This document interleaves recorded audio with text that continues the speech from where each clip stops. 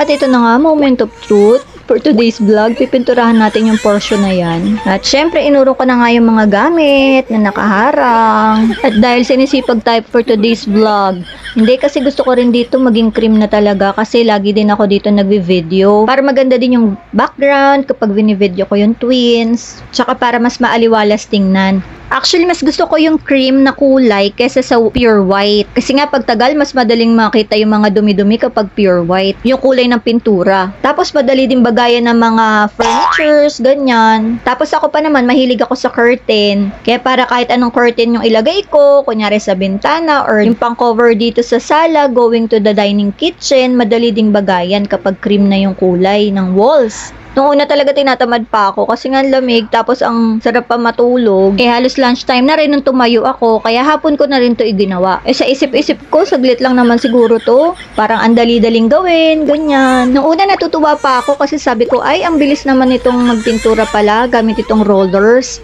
Maya-maya, ayun, napapagod na rin ang person. Nung pagtagal na, nako, pawis na rin yung likod ko. Tapos parang sumasakit na yung kamay ko. Ang hirap din pala.